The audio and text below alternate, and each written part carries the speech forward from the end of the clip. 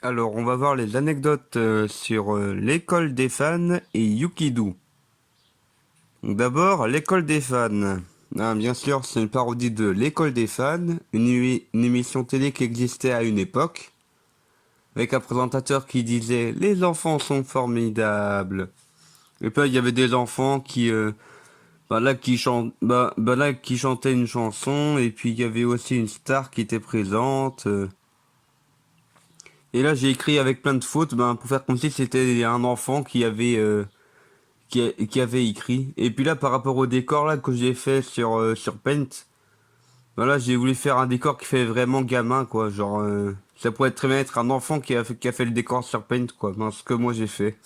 Et là, c'est le premier coup où on voit Picsou, enfin, où on voit Balthazar Pictune dans son costume entre guillemets officiel, avec du coup les cheveux blancs qui ressemblent un peu à des rouflaquettes, un chapeau de forme, le manteau rouge et des lunettes rondes dans le style Harry Potter.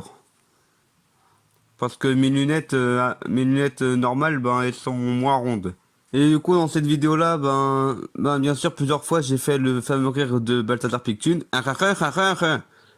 Et puis en fait, à chaque fois qu'il y a un personnage qui allait chanter telle ou telle chanson, venant de tel ou tel film dessin animé Disney, là, le personnage de Pictune, il représentait un peu Disney, quoi, en disant le film, il est sorti en telle année, et il nous a apporté tant d'argent, et du coup, grâce à cet argent, j'ai pu faire ça, ça, ça.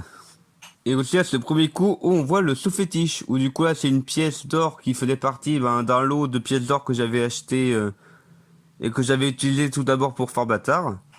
Et là il y avait une pièce où il y avait 10 inscrit dessus parce que le sous-fétiche de Picsou, c'est une pièce de 10 centimes. Et puis là j'ai voulu faire une révélation à la fin, pour pas que ça finisse à la fin comme un cheveu sur la soupe. En mode comme si l'un des enfants participants était en fait Mystique qui était déguisé pour voler le sous-fétiche. Alors maintenant, Yukido, c'est une parodie de Scooby-Doo où du coup là c'est avec où du coup les costumes où en fait les costumes je les ai fait avec les moyens de bord où du coup Yukido c'était un peu dans le même style que pour Yuki mon toutou. Et là j'ai voulu faire un générique en mode voilà un peu une chorégraphie de groupe où là on voit du coup avec les différentes couleurs qui sont les personnages. Genre Sammy en vert, Vera en orange, Scooby-Doo en bleu par rapport à son collier, Fred en blanc et Daphné en violet. Même si les couleurs des costumes sont un peu différents. Alors du coup on voit Freddy et Yuki. Donc Freddy parodie de Sammy. Où là j'ai fait genre voilà qu'il est tout le temps défoncé, qu'il arrête pas de fumer et tout. Et d'ailleurs vu qu'il a un t-shirt vert, du coup je me suis filmé sur un fond bleu. Où là, du coup, j'ai attaché un drap bleu à la porte, et puis je me suis filmé. Mais du coup, j'avais moins d'espace, et puis là, on voit bien par rapport autour des cheveux, là, que ça fait pas terrible. Vu que c'est pas aussi uniforme qu'un drap vert, quoi. Et puis là, Yukido, là, c'est toujours avec un rouleau de sopalin pour faire le nez, quoi. Comme pour Yuki, mon toutou. Alors là, Véro, en fait, elle porte, de base, dans les dessins animés, elle porte un sous-pull orange. Mais bon, je n'ai que gris ou noir, alors j'ai mis gris. Du coup, ça fait un peu décoloré. Et puis sur ce plan-là, j'ai fait un peu comme dans Pirates débiles. Où en fait, là, pour faire Chloé, donc la parodie de Daphné, dont j'ai pas mal de fois oublié son prénom, et du coup, il se fait appeler juste la rouquine.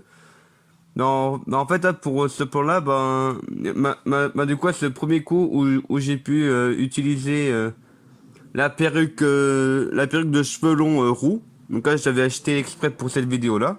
Et en fait, là, pour faire un peu une forme, j'ai déguisé une guitare, quoi, qui était dans son étui. Avec une main là, qui est la main d'Halloween là pour faire un peu la caresse. Et puis sur ce plan-là, ce qui est pas mal, c'est que on voit bien que je ne téléphone pas du tout et qu'en fait, j'ai juste mis sur pause la série que je regardais pour me filmer. Et en fait, là, je m'étais bien amusé aussi à faire plein de jeux de mots sur les animaux, du genre, ouais, il m'a fait le coup du lapin, du coup, et ben, du coup, je lui ai fait je lui ai fait le coup du lapin. Là, pour faire genre que Freddy, il est tellement défoncé qu'il entend les animaux parler et faire des blagues nulles. Et du coup, là, c'est la première fois que j'utilise autrement que pour faire YouTube, ben, le masque d'extraterrestre. Où là, j'ai aussi attaché avec des pinces à linge, un drap, enfin, une couverture blanche qui fait un peu laine, pour faire un peu un costume de berger.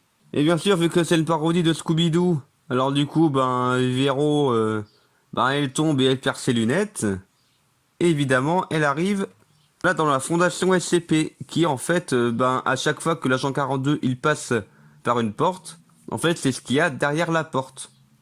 Parce qu'à chaque fois, il y a une grande lumière qui empêche de voir ce qu'il y a à l'intérieur. Ben, voilà ce qu'il y a à l'intérieur, en fait. Ben, du coup, c'est un décor que j'ai fait sur Paint et...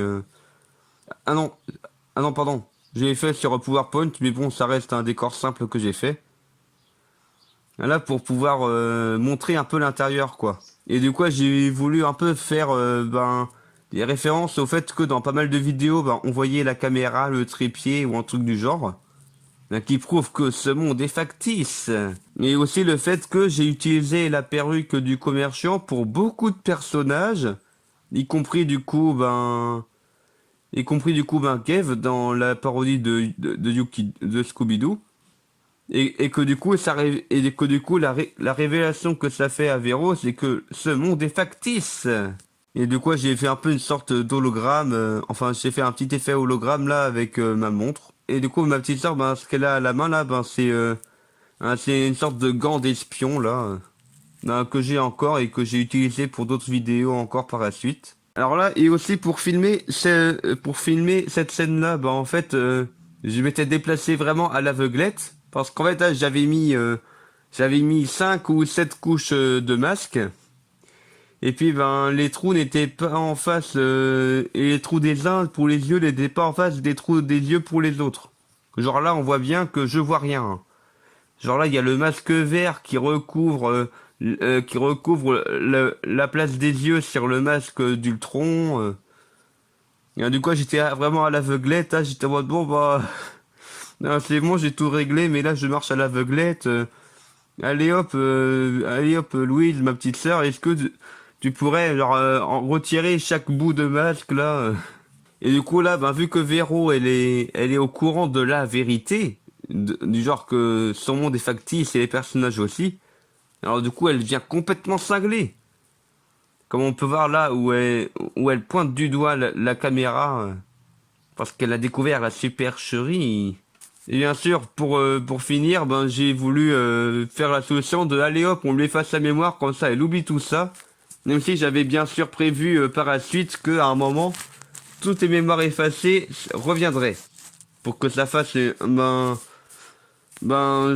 reviendrai quand on sera rendu à l'épisode qui correspond à ça. Allez, c'est tout pour cette vidéo d'anecdotes.